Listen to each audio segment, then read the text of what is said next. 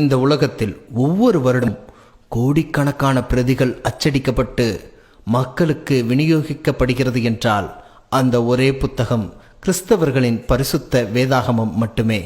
அந்த பரிசுத்த வேதாகமத்தை பற்றின 15 ஆச்சரியமான தகவல்களை இன்றைக்கு நாம் பார்ப்போம் நண்பர்களே. முதலாவது, வேதாகமம் எழுதப்பட்ட மொழிகள். 3 மொழிகளில் வேதாகமம் எழுதப்பட்டுள்ளது.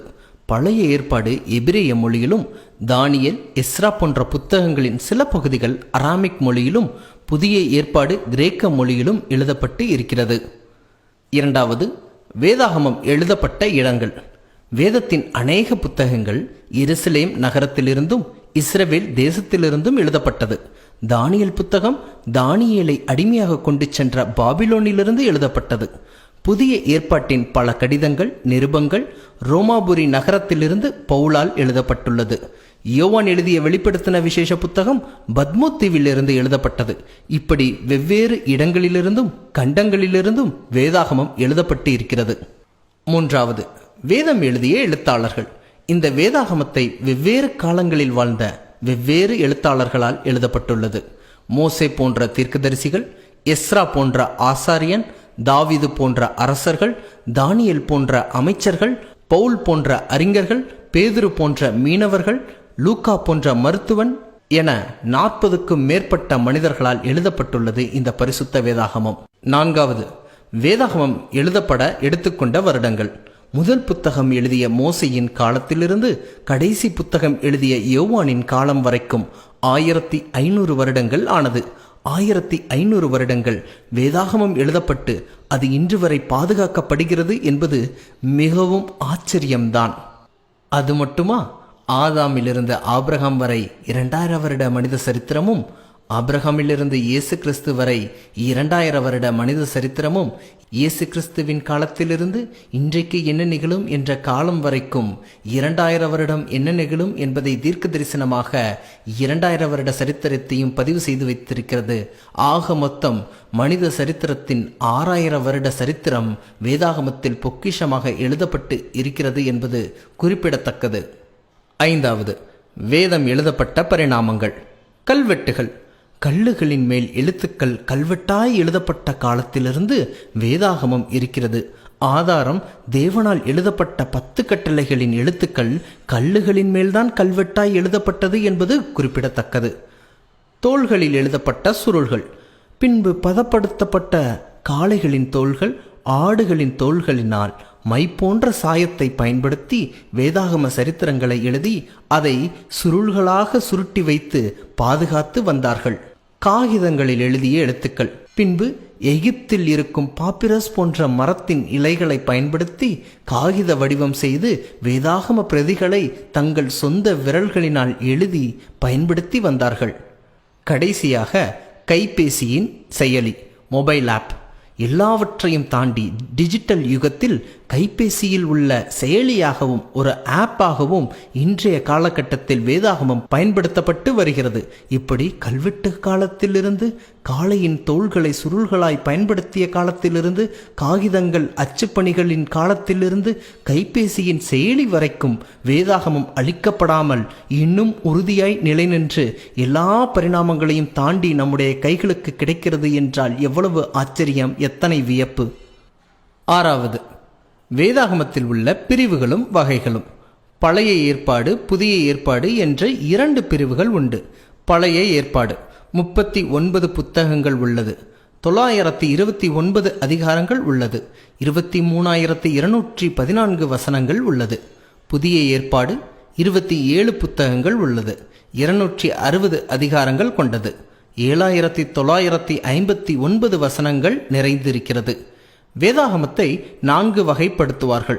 சரித்திர புத்தகங்கள், கவிதை நடை புத்தகங்கள், கடுதாசி போன்ற நிருபங்கள் கொண்ட புத்தகங்கள், தீர்க்க தரிசன புத்தகங்கள் என்று 4 வகைப்படுத்துவார்கள்.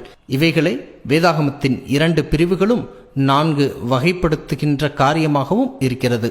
ஏழாவது, வேதாகமத்தின் மொழிபெயர்ப்புகள்.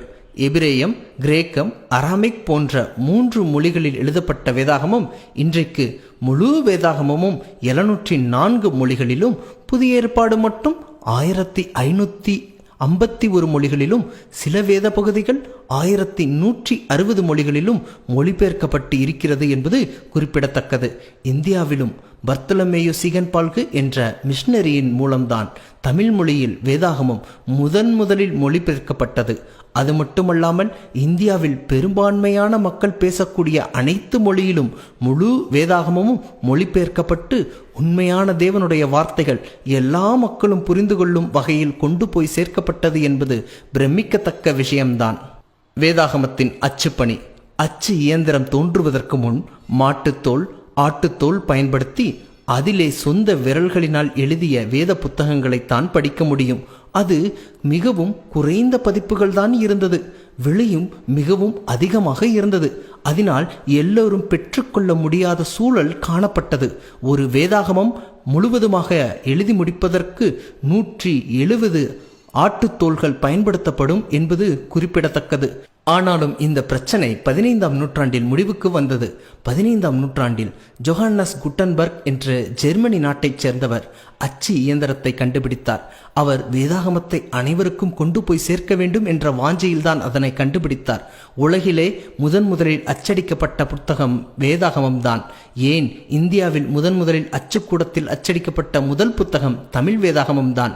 இன்றைக்கு ஒரு வருடத்திற்கு 100 மில்லியன், அதாவது 10 கோடிக்கும் மேல் வேதாகம பிரதிகள் வெவ்வேறு மொழிகளில் அச்சடிக்கப்பட்டு ஒவ்வொரு வருடமும் வாசகர்களுக்கு விநியோகிக்கப்படுகிறது என்பது குறிப்பிடத்தக்கது. 9வது, வேதாகமத்தை நிரூபிக்கும் அறிவியல் உண்மைகள். உலகமே பூமி தட்டை வடிவம் கொண்டது என்று நம்பிக்கொண்டிருந்த போது உலகம் உருண்டை வடிவம் கொண்டது என்று வேதாகமம் கூறினது. அவர் பூமியின் உருண்டையின் மீது வீற்றிருக்கிறார் என்று வேதாகமத்தில் உள்ள ஏசாயா புத்தகத்தில் எழுதப்பட்டுள்ளது. இன்றைக்கு அது செயற்கைக்கோளை விண்வெளிக்கு அனுப்பியதின் மூலம் நிரூபணமானது உறுதி செய்யப்பட்டுள்ளது. பின்பு அவர் பூமியை அந்தரத்தில் தொங்க வைத்திருக்கிறார் என்று வேதாகமத்தில் உள்ள யோபு புத்தகத்தில் எழுதப்பட்டுள்ளது. இதுவும் உண்மை என்று செயற்கைக்கோள் நமக்கு அனுப்பிய புகைப்படங்கள் மூலம் உறுதிப்படுத்தப்பட்டது. அது மட்டுமல்ல, நாம் பூமியின் நீரூற்றுக்களை பார்த்திருக்கிறோம். கடலுக்கு அடியில் உள்ள நீரூற்றுக்களை நாம் பார்த்திருக்கிறோமா? கடலுக்கு அடியில் நீரூற்றுக்கள் இருக்கிறது என்று வேதாகமத்தில் உள்ள யோபு புத்தகத்தில் குறிப்பிடப்பட்டுள்ளது. இதுவும் பெரு என்ற நாட்டிலே கடலின் ஆழத்தில் நடந்த ஆராய்ச்சியில் கண்டுபிடிக்கப்பட்டது என்று சொன்னால் நீங்கள் வியந்து போக மாட்டீர்களா? அது நிச்சயம் நடந்தது, உறுதி செய்யவும் படுத்தப்பட்டது. இன்னும் 100க்கும் மேற்பட்ட அறிவியல் உண்மைகள் வேதாகமத்தில் புதைந்து கிடக்கிறது. இதன் மூலம் மனித ஞானமல்ல, தேவ ஞானமே இந்த புத்தகத்தை எழுதியது என்பதை நாம் சொல்லலாம். 10. வேதாகமத்தை நிரூபிக்கும் அகழ்வாராய்ச்சி உண்மைகள். வேதத்தில் நடந்த முக்கியமான ஒரு நிகழ்வு நோவாவின் உலகளாவிய வெள்ளப்பெருக்கு. நோவாவும் அவர் குடும்பமும் பேழைக்குள்ளாக வைக்கப்பட்டு பாதுகாக்கப்பட்டனர். மற்றவர்கள் அழிக்கப்பட்டனர். மழை ஓய்ந்த பிறகு கப்பல் அராரத் மலையில் தங்கினது என்று வேதாகமம் கூறுகிறது. இது கதையா, உண்மையில் நடந்த சம்பவமா? 1959ஆம் ஆண்டு துர்க்கி நாட்டில் உள்ள அராரத் மலையின் மேல் கப்பல் போன்ற வடிவத்தை ஒரு விமான ஓட்டுநர் கண்டுபிடித்தார். அதை அகழ்வாராய்ச்சி குழு அகழ்ந்து பார்க்கையில் வேதாகமத்தில் சொல்லப்பட்ட நோவாவின் பேழையின் அகலமும் நீளமும் இந்த கப்பல் வடிவத்தின் அகலமும் நீளமும் ஒரே போன்று இருப்பதும் தெரிய வந்தது. எல்லோரும் கப்பலை கடற்கரையில் தான் பார்க்கிங் செய்வார்கள். நோவா மட்டும்தான் மலையின் உச்சியில் பார்க்கிங் செய்தார். இதை போன்ற பல ஆதாரங்களை வைத்து இது 99% நோவாவின் பேழைதான் என்று துர்க்கி அரசாங்கம் 1987இல் அதிகாரப்பூர்வ அறிவிப்பை கொடுத்து நோவாவின் பூங்கா, நோவாஸ் பார்க் என்று மக்கள் காணும் சுற்றுலா தலமாக அமைத்தது. இதை போன்ற நூற்றுக்கணக்கான வேதாகம நிகழ்வுகள் அகழ்வாராய்ச்சியில் கண்டுபிடிக்கப்பட்டது என்பது எவ்வளவு ஆச்சரியமானது. வேதம் மெய்யான புத்தகம் என்பதை இவைகளெல்லாம் நிரூபணம் செய்கிறது. 11. வேதாகமத்தை நிரூபிக்கும் தீர்க்க தரிசனங்கள். பாபிலோன் ராஜா பெல்ஷாஷார் மதுபானம் குடித்து உல்லாசமாயிருந்தபோது திடீரென்று ஒரு கை தோன்றி சில வார்த்தைகளை அந்த சுவரில் எழுதியது. அதனை புரிந்து கொள்வதற்கு தானியேலை அழைப்பித்தனர். தானியேல் வந்து அந்த வார்த்தைகளின் அர்த்தத்தை கூறினார். அந்த வார்த்தையின் அர்த்தமோவென்றால் பாபிலோன் ராஜ்யம் கவிழ்ந்து அது மேதிய பெர்ஷிய சாம்ராஜ்யத்திற்கு ஒப்பு கொடுக்கப்படும் என்பதே அதனுடைய அர்த்தம். அந்த தீர்க்க தரிசனம் நிறைவேறியதா? ஆம், தானியேல் மூலமாக சொல்லப்பட்ட தீர்க்க தரிசனம் நிச்சயம் நிறைவேறியது. பாபிலோன் ராஜ்யத்தை வீழ்த்தி மேதிய பெர்ஷிய ராஜ்யம் அன்றைக்கு இரவே கைப்பற்றியது என்பது எவ்வளவு ஆச்சரியமான ஒரு விஷயம். அது மட்டுமல்ல, தானியேலுக்கு ஒரு தரிசனம் கொடுக்கப்பட்டது. அதில் 2 ஆட்டுக்கடா சண்டையிட்டு ஒன்று ஜெயித்து ஒன்று வீழ்ந்தது போன்று காட்டப்பட்டது. அதன் அர்த்தத்தை தூதன் விவரித்தான். ஒரு ஆட்டுக்கடா என்பது மேதிய பெர்ஷிய ராஜ்யத்தையும் மற்றொரு ஆட்டுக்கடா என்பது கிரேக்க ராஜ்யத்தையும் குறிக்கும் என்றான். அதிலும் மேதிய பெர்ஷியாவை வீழ்த்தி கிரேக்க ராஜ்யம் ஆளுகை செய்யும் என்று தூதன் கூறினான். அந்த தூதன் சொன்னபடியே பல 100 வருடங்களுக்கு பிற்பாடு மேதிய பெர்ஷிய ராஜ்யம் கவிழ்ந்து கிரேக்க ராஜ்யம் ஆளுகைக்கு வந்தது. இப்படி ஒவ்வொரு காலத்திலும் எந்த ராஜ்யம் எழும்பும் எந்த ராஜ்யம் வீழும் என்று வேதாகமம் முன்கூட்டியே தீர்க்க தரிசனமாக சொன்ன காரியங்கள் அனைத்தும் நிகழ்ந்தது. எவ்வளவு ஆச்சரியம்! இப்படி 100க்கும் மேற்பட்ட தீர்க்க தரிசனங்கள் வேதாகமத்தில் நிறைவேறி இருப்பது வியப்பின் உச்சம்தான். 12. வேதத்தை நேசித்த விஞ்ஞானிகள். கண்களுக்கு தெரியாத கிருமிகளை கண்களுக்கு தெரிய வைக்க நுண்ணோக்கி மைக்ரோஸ்கோப் போன்ற கண்டுபிடிப்பை கண்டுபிடித்த ஆண்டனி வான் லியவன்ஹூக் என்ற விஞ்ஞானி வேதாகமத்தை மிகவும் நேசிக்கக்கூடிய நபர். கால்குலேட்டர் போன்ற கணக்கிடும் கருவியை கண்டுபிடித்த பிளைசி பாஸ்கல் என்ற விஞ்ஞானி வேதாகமத்தை மிகவும் மிகவும் நேசிக்கக்கூடிய நபர். வேதியியல் துறையில் பென்சின் என்ற கரிம பொருளை கண்டுபிடித்த ஃபாரடே என்ற விஞ்ஞானி வேதாகமத்தையும் வேதாகமத்தின் தெய்வத்தையும் மிகவும் நேசித்தவர்.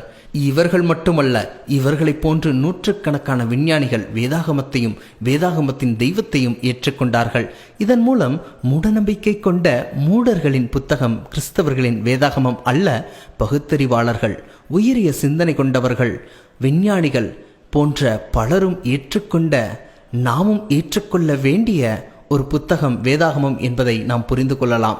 13. வேதாகமத்திற்காக எரிந்தவர்கள். வேதாகமத்தை மூல மொழியிலிருந்து ஆங்கில மொழிக்கு மொழிபெயர்ப்பை தொடங்கியவர் ஜான் விக்லிஃப் என்பவர். ஆனாலும் அப்பொழுது இருந்த ரோம திருச்சபை வேதாகம மொழிபெயர்ப்பை எதிர்த்தது. அவர் இறந்த பின் அவருடைய செயலை ஜான் ஹஸ், ஜெரோம், வில்லியம் டிண்டெல் போன்றவர்கள் தொடர்ந்து ஆங்கிலத்தில் மொழிபெயர்ப்பு செய்தார்கள். அவர்களை உயிரோடே கட்டைகளில் கட்டி நெருப்பிலே கொலை செய்ய ரோம திருச்சபை கட்டளை கொடுத்தது. இப்படி பலர் வேதாகமத்தை ஒவ்வொருவரும் தங்கள் தாய்மொழியில் வாசிப்பதற்காக உயிரையே தியாகம் செய்திருக்கிறார்கள் என்பது நம்மில் எத்தனை பேருக்கு தெரியும்? ஏன், தமிழ் வேதாகமம் மொழிபெயர்த்த பர்த்தலமேயு சீகன்பால்கு கூட 13 வருடம் தமிழ் கற்று மொழிபெயர்ப்பு செய்தார். அவர் இளம் வயதில் 36 வயதிலேயே மரித்துவிட்டார் என்பது எத்தகைய தியாகச் செயல்! இப்படி உயிரை கொடுத்து மொழிபெயர்த்து காப்பாற்றப்பட்ட வேதாகமத்தை நாம் தினமும் வாசிக்கிறோமா, நேசிக்கிறோமா, தியானிக்கிறோமா? சிந்திப்போம். 14. வேதாகமத்தின் நாயகன் இயேசு கிறிஸ்து. பழைய ஏற்பாடு முழுவதும் இயேசு என்னும் மேசியாவின் முதலாம் வருகைக்காக காத்திருந்தார்கள். புதிய ஏற்பாடு முழுவதும் இயேசு என்னும் ராஜாவின் 2ஆம் வருகைக்காக காத்திருக்கிறார்கள். பாவம் செய்த மனிதனை மீட்க இயேசு பூமியில் பிறந்தார். இயேசு சிலுவையில் மரித்தார். 3ஆம் நாளில் இயேசு உயிரோடு எழுந்தார். பரலோகத்தில் இயேசு பரிந்து பேசுகிறார். தகுதியானவனை தேர்ந்தெடுப்பதற்காக இயேசு நியாய தீர்ப்பு செய்கிறார். சீக்கிரமாய் இயேசு ராஜாவாய் வருகிறார். பாவத்திலிருந்து ரட்சிக்க 1ஆம் முறை வந்தவர் பாவ உலகிலிருந்து நம்மை மீட்க 2ஆம் முறை வருகிறார். அவரே வேதத்தின் வேதநாயகன். 15. நம் வாழ்வை மாற்றும் வேதாகமம். ஜார்ஜ் முல்லர் என்ற வாலிபன் தன் தகப்பன் பணத்தை திருடி உல்லாசமாய் வாழ்ந்து மது அருந்தி போதைப் பொருளுக்கு அடிமையாகி பெண்களுக்கு பின்பதாக திரிந்து தவறான வாழ்க்கை வாழ்ந்து வந்தார். ஆனால் அவர் வாழ்க்கையை பரிசுத்த வேதாகமமும் வேதாகமத்தின் தெய்வமும் மாற்றினார்கள் என்றால் எத்தனை ஆச்சரியம்! ஆம், அவருடைய வாழ்க்கையை பரிசுத்த வேதாகமம் மாற்றியது. லண்டன் பகுதியில் உள்ள வீதியில் கிடந்த அனாதை குழந்தைகளை அவர் தத்தெடுத்து வளர்க்க ஆரம்பித்தார். அவர் மரிக்கும் பொழுது சுமார் 10,000 குழந்தைகளுக்கு அவர் பராமரித்து தத்தெடுத்து தகப்பனாகவே வாழ்ந்து வந்தார் என்று சொன்னால் எவ்வளவு ஆச்சரியம் அல்லவா?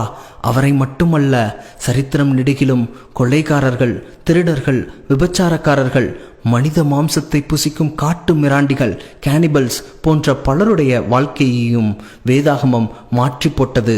அவர்கள் வாழ்வை மாற்றின வேதாகமம் உங்கள் வாழ்வையும் என் வாழ்வையும் மாற்றும் என்பது நிச்சயம். அதுவே இந்த வேதத்தின் சத்தியம். நிச்சயமாக சத்திய நாயகனாகிய கிறிஸ்து உங்கள் மனதையும் என் மனதையும் இந்த சத்திய வேதத்தை கொண்டு மாற்றுவாராக. ஆமேன், ஆமேன்.